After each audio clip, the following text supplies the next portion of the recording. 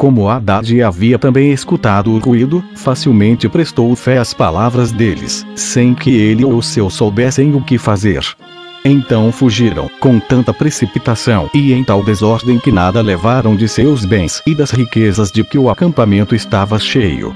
Os leprosos entraram no campo inimigo e lá encontraram em abundância toda espécie de bens, sem ouvir o menor ruído. Avançaram ainda mais e entraram numa tenda, onde, não encontrando ninguém, beberam e comeram o quanto quiseram. Apoderaram-se de vestes, de dinheiro e de grande quantidade de ouro e prata, que enterraram num campo fora do acampamento. Passaram a outra tenda e ainda a duas outras, onde fizeram o mesmo, sem encontrar ninguém. Então não tiveram mais dúvidas de que os inimigos haviam fugido e lastimaram não terem levado ainda aquela notícia ao rei e aos seus concidadãos. Por isso se apressaram e foram gritar às sentinelas que os inimigos se haviam retirado. As sentinelas avisaram o corpo da guarda mais próximo da pessoa do rei, que ao tomar ciência do fato reuniu em conselho os seus chefes e servidores particulares e disse-lhes que aquela retirada dos sírios era suspeita. Tinha motivo para temer que Haddad, ansioso por tomar a cidade pela fome, tivesse fingido retirar-se, a fim de que os sitiados fossem saquear o acampamento. Assim, ele voltaria de repente, cercá-los-ia de todas as partes, matando-os facilmente, e tomaria a cidade sem resistência alguma. Seu parecer era de que não se incomodassem com o que acontecera e continuassem como antes. Um dos presentes a esse conselho, que estava entre os mais sensatos, acrescentou, depois de elogiar tal parecer, que julgava muito apropriado enviar 2 cavaleiros para observar o que se passava no campo até o Jordão. Se fossem apanhados pelos inimigos, os outros saberiam conservar-se prudentemente em guarda, para não cair no mesmo perigo. E, se eles fossem mortos, estariam apenas antecipando um pouco a própria morte, pois não tinham como conter a carestia. O rei aprovou a proposta e ordenou imediatamente aos cavaleiros que fossem observar o campo inimigo. Eles voltaram dizendo que não haviam encontrado uma pessoa sequer no acampamento e tinham visto o caminho inteiramente coberto de armas e de grãos, que eles haviam lançado fora para fugir mais depressa. Então Jorão permitiu aos seus que fossem saquear o campo dos sírios. Recolheram uma enorme riqueza de despojos, pois, além de grande quantidade de ouro, prata, cavalos e gado, encontraram tanto trigo e cevada que parecia um sonho. Assim esqueceram logo os males passados, e houve abundância, tal como Eliseu havia predito. 2 medidas de cevada se vendiam por um sido, e a medida de farinha, pelo mesmo preço. Essa medida continha 1 módio e meio, da Itália. O único que não teve parte em tão feliz mudança foi o oficial que acompanhava do rei quando este fora falar com Eliseu. O príncipe ordenara-lhe que ficasse à porta da cidade, para impedir que as pessoas, na pressa de sair, matassem umas às outras. Ele foi sufocado, vindo a morrer, como o profeta havia predito. 380. 2 Reis 8. Haddad retirou-se para Damasco e lá soube do terror que invadira o seu exército sem que aparecesse qualquer inimigo, mas sabia também que aquele pavor fora enviado por Deus. Sentiu muito desgosto ao constatar que ele lhe era tão contrário, e ficou gravemente enfermo. Avisaram-no então de que Eliseu vinha a Damasco, e ele ordenou ao mais fiel de seus servos, de nome Azael, que fosse encontrá-lo com presentes e perguntasse se ele sararia. Azael mandou carregar 40 camelos com os mais saborosos frutos do país e com objetos preciosos e, depois de saudar o profeta, apresentou-lhe as dádivas do rei, perguntando em seu nome se devia esperar a cura. O profeta respondeu que Haddad morreria, mas proibiu Azael de dar-lhe a notícia. Essas palavras deixaram Azael muito aflito, e Eliseu, por seu lado, derramou lágrimas à vista dos males que se seguiriam ao seu povo após a morte de Haddad. Azael rogou a Eliseu que lhe dissesse um motivo daquele penar, e o profeta respondeu: choro por causa dos males que farei sofrer os israelitas. Pois fareis morrer os seus melhores homens, reduzireis a cinzas as suas praças fortes, e esmagareis os seus filhos com pedras, e não poupareis nem mesmo as grávidas. Azael, assustado com essas palavras, perguntou-lhe como aquilo poderia acontecer e que probabilidade havia de ele conquistar tão grande poder. Então o profeta declarou que Deus havia revelado que ele reinaria sobre a Síria.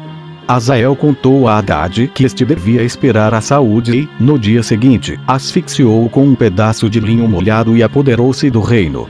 Ele tinha, ademais, muitos méritos e conquistou de tal modo o afeto dos sírios e dos habitantes de Damasco que eles o têm ainda hoje, tal como Haddad, no número de suas divindades, e prestam-lhe contínua honra, por causa dos benefícios que receberam de ambos, dos soberbos templos que eles construíram e de tantos embelezamentos de que a cidade de Damasco lhes é devido região autônoma.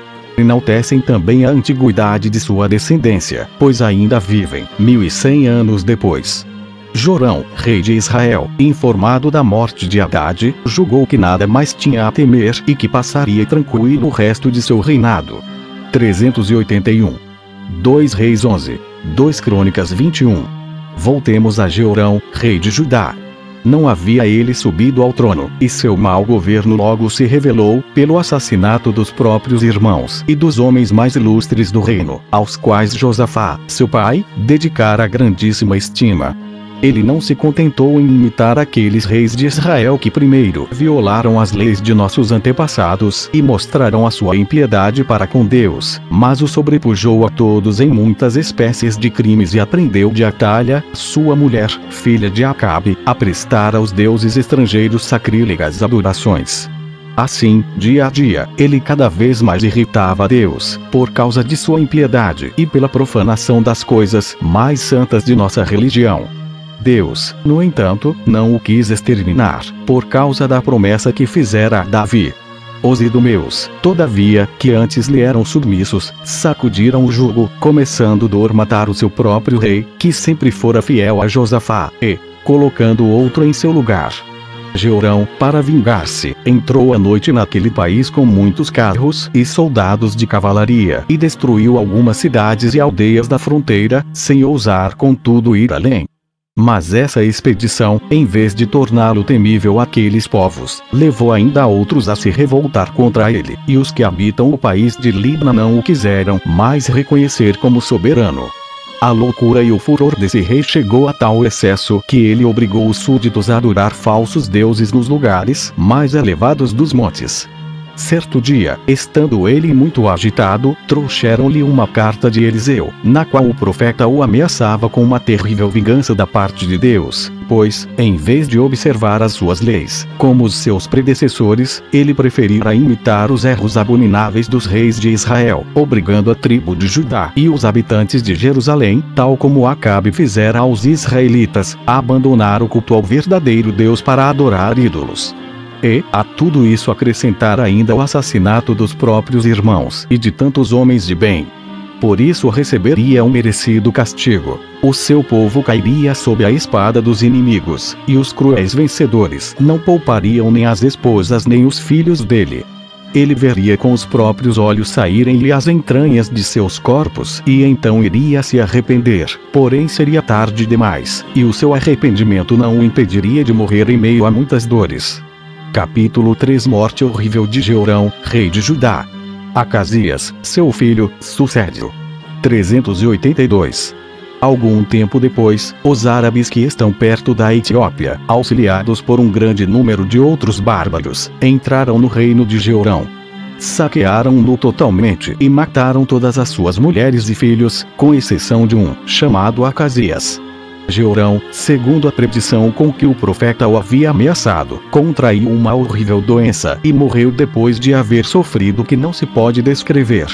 O povo, em vez de lastimá-lo, sentiu tal aversão por sua memória que, julgando-o indigno de receber qualquer honra, não quis que ele fosse enterrado no sepulcro de seus antepassados. E Deus assim o permitiu, segundo a minha opinião, para mostrar o horror que ele nutria pela impiedade desse soberano. Jeorão reinou 48 anos, e Acasias, seu filho, sucedeu-o. Capítulo 4 Jorão, rei de Israel, sitia Ramote. É ferido e retira-se a Jezreel para se medicar, deixando Jeú no comando do exército para continuar o cerco. O profeta Eliseu consagra Jeú rei de Israel, com ordem de Deus para ele exterminar toda a família de Acabe. Jeú dirige-se a Jezreel, onde está Jorão, rei de Israel. Acasias, rei de Judá, seu sobrinho, visita Jorão,